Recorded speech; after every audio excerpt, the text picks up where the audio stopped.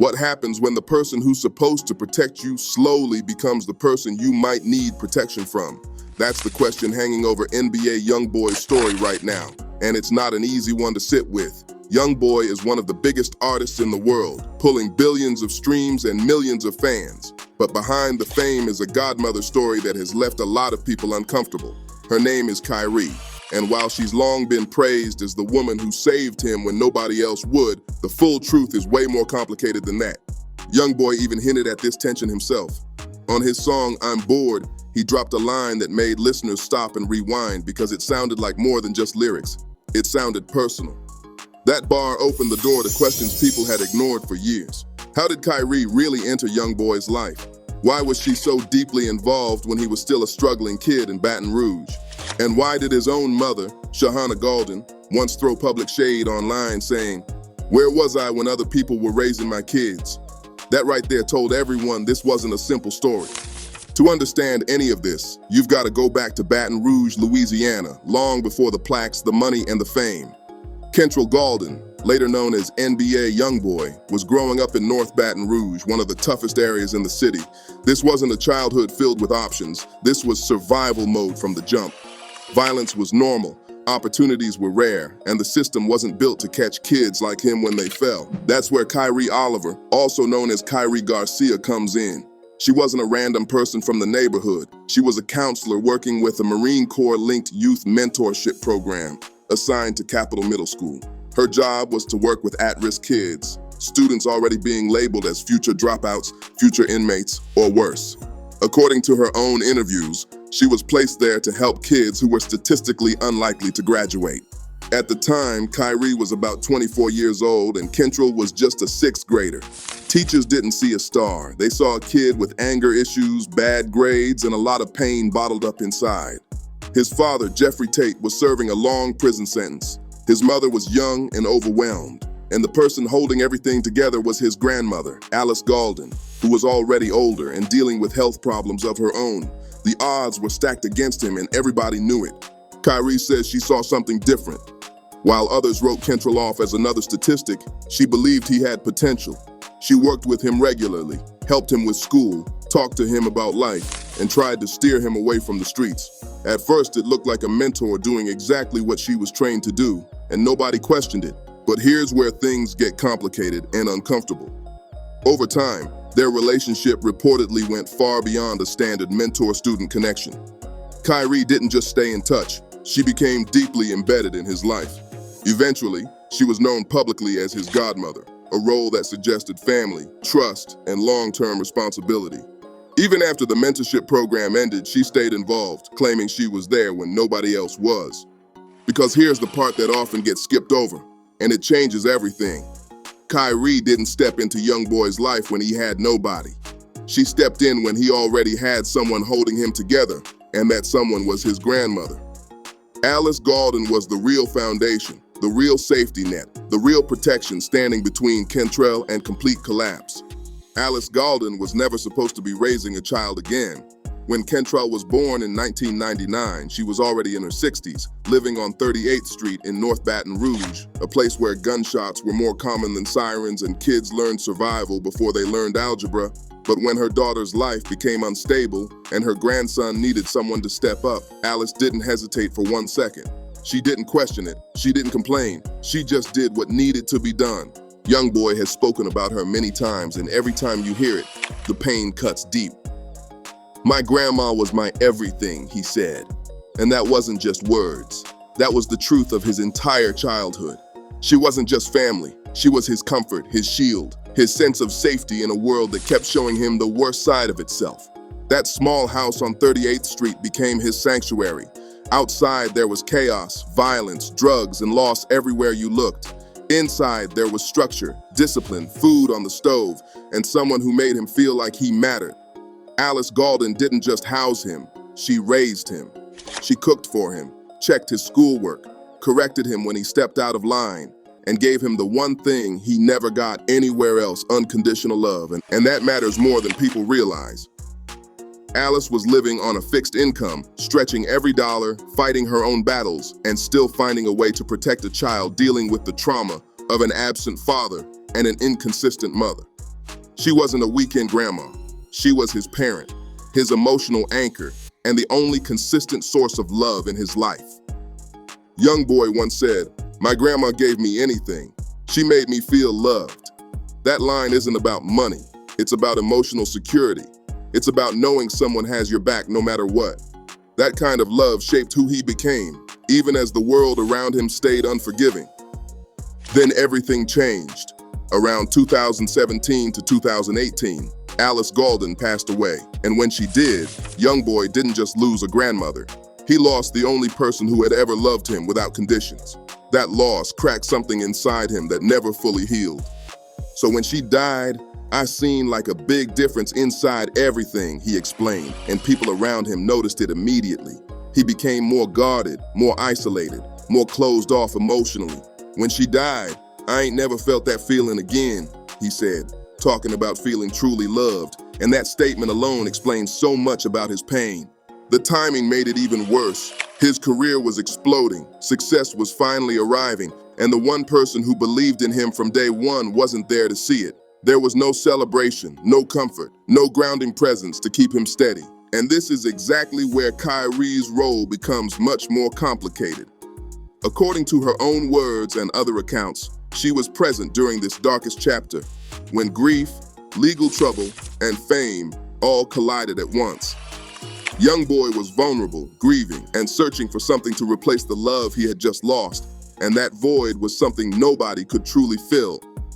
Kyrie eventually stepped into the spotlight herself, sitting down for an interview with KSL News and presenting her version of events, and this is where the story starts to feel a lot heavier.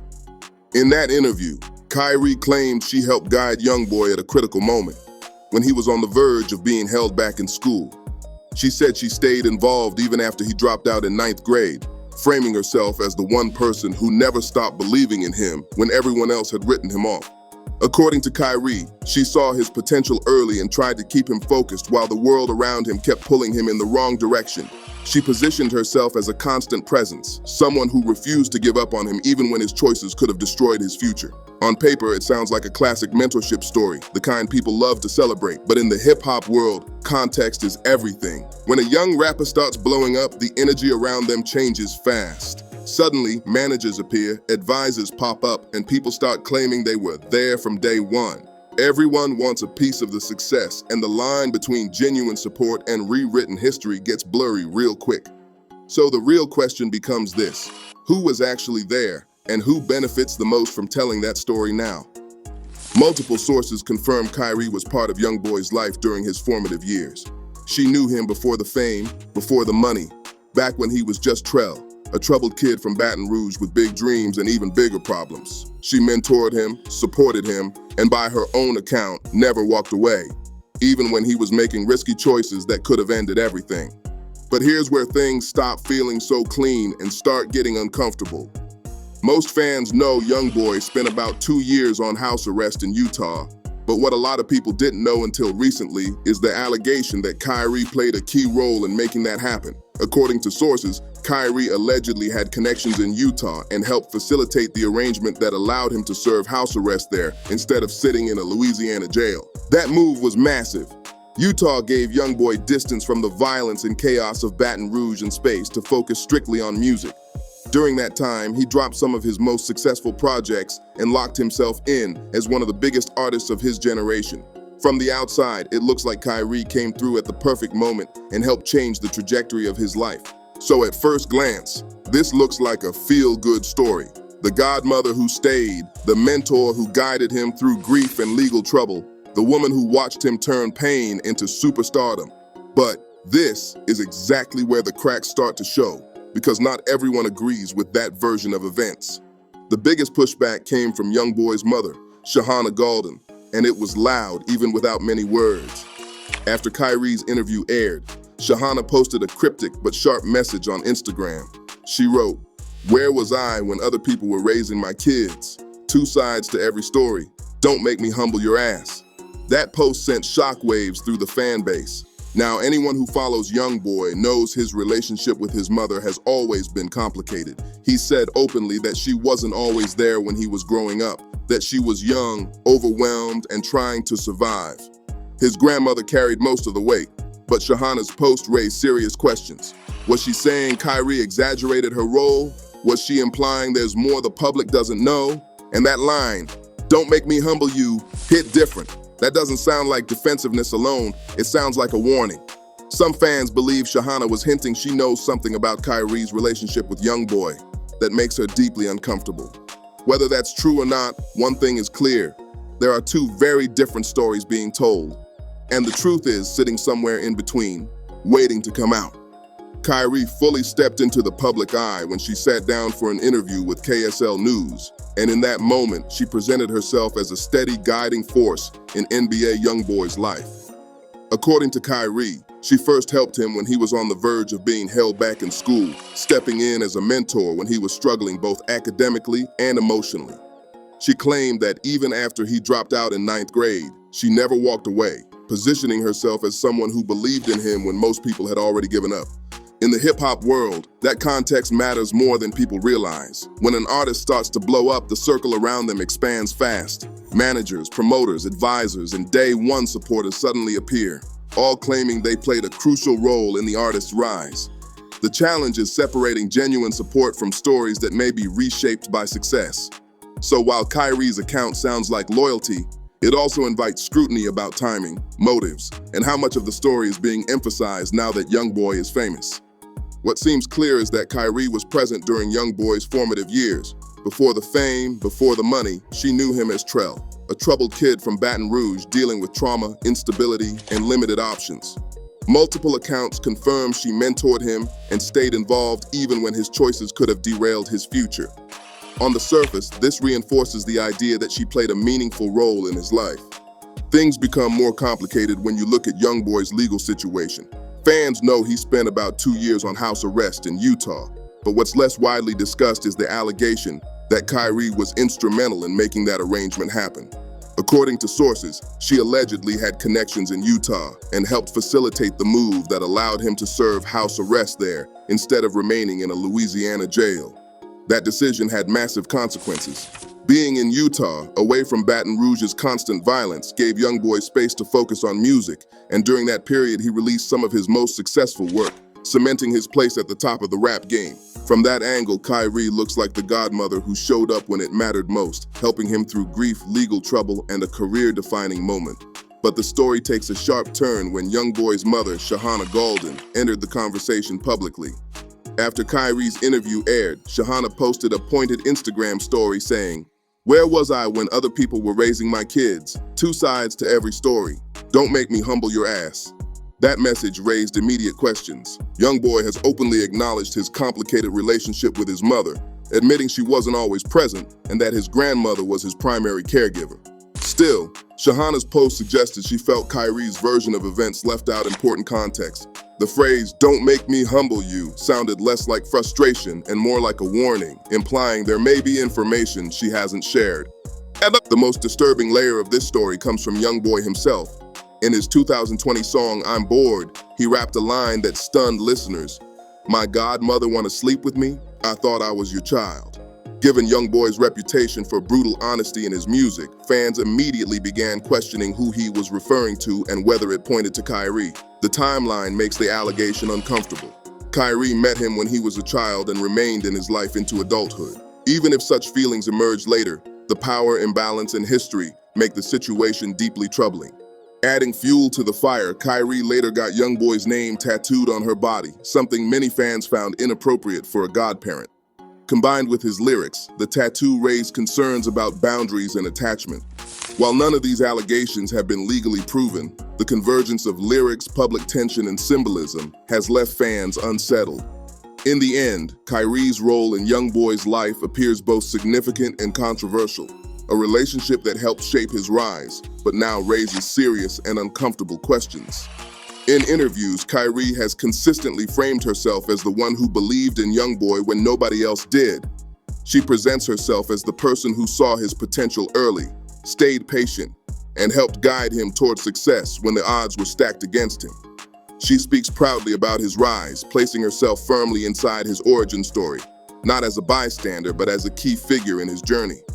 And to keep it real, Youngboy has never fully erased her from his life or denied that she played a role in where he ended up. That's what makes this situation so uncomfortable and confusing. Even after that jaw-dropping lyric in I'm Bored, Youngboy didn't come out swinging with a public call-out or a clean cutoff. That silence says a lot. It suggests the relationship isn't black and white. It hints that he might feel both gratitude and discomfort at the same time. He can appreciate the help while still feeling betrayed by how things allegedly shifted, and that kind of emotional conflict messes with anyone's head. Here's the real question nobody likes asking out loud. Can someone help you and still harm you? Can someone genuinely support your growth while crossing lines they never should have touched? The answer is yes, and that's exactly why this story hits so hard. Kyrie may have truly wanted Youngboy to succeed. She may have invested time, energy, and belief into him when he was just a kid with nothing. But if inappropriate feelings entered the picture at any point, especially given the history and power dynamic, that support becomes complicated in a dark way. This situation goes way bigger than just Youngboy and Kyrie. This is about power, influence, and how vulnerable young talent can be, especially in environments where adults hold the keys to opportunity. When you're a kid from the trenches, broke, hurting, and desperate for guidance, anyone offering stability feels like a lifeline. That's a dangerous imbalance when the adult in that position doesn't keep strict boundaries. If the allegations people speculate about are even partially true, then that would mean a serious abuse of trust. A mentor, counselor, or godparent is supposed to protect, not confuse, not blur lines, not create emotional pressure. And history shows this isn't rare. The entertainment industry is packed with stories of young artists being taken advantage of financially, emotionally, and psychologically because they didn't know how to say no to the people who put them on. Youngboy came from nothing, and that matters. He grew up surrounded by chaos, with a father locked away and a mother struggling to stay present. When Kyrie stepped in, he likely felt loyalty, gratitude, and obligation all mixed together. If things ever shifted in a way that made him uncomfortable, walking away wouldn't have been easy. How do you check someone who helped you survive? How do you set boundaries with someone who had influence over your future? And let's talk about the double standard because it's loud.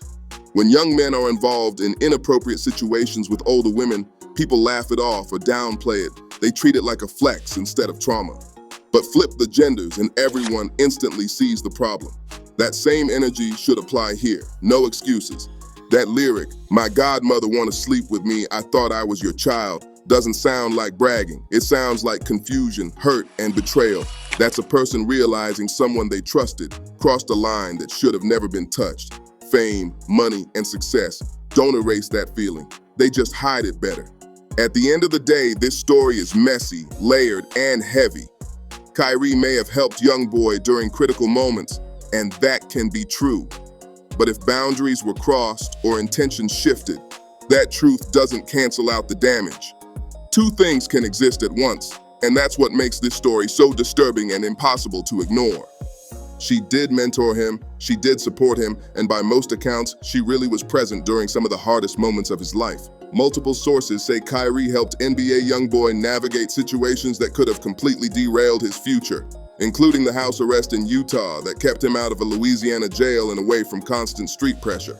She watched him evolve from a troubled kid into a global superstar, and she clearly takes pride in believing she played a role in that transformation. But here's where the story takes a sharp, uncomfortable turn. Youngboy's own words and his music suggest something went left. When he said his godmother wanted to sleep with him, that wasn't a random throwaway bar. That was a statement loaded with confusion, hurt, and betrayal. No matter how you slice it, that line raises serious questions about boundaries that should never be crossed, especially in a relationship built on trust and guidance. And then there's the tattoo. Kyrie getting Youngboy's name permanently inked on her body didn't calm the situation at all, it made it louder. For a godparent, that kind of move feels excessive, especially when paired with lyrics suggesting inappropriate feelings. Fans didn't just question it, they felt uneasy, like something wasn't sitting right beneath the surface. Shahana Galden's cryptic Instagram post only added more fuel to the fire. "Don't make me humble you" isn't something you say lightly. That sounds like someone holding back information, not just venting emotions. Her message suggested there's more going on behind the scenes than what's been shared publicly, and that alone should make people stop and pay attention. There are still a lot of unanswered questions here. What exactly were Kyrie's feelings toward Youngboy, and when did they change? Did anything inappropriate ever actually happen? Or was it emotional pressure that crossed the line? Why get the tattoo? And what does Shahana really know that she hasn't said out loud? These questions may never get clear answers because privacy, legal concerns, and reputation all play a role in silence. But even without every detail, we already see enough to raise serious concerns about power dynamics and vulnerability.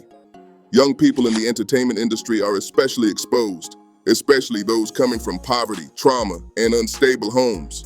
When someone in a position of authority blurs lines, the damage can last a lifetime.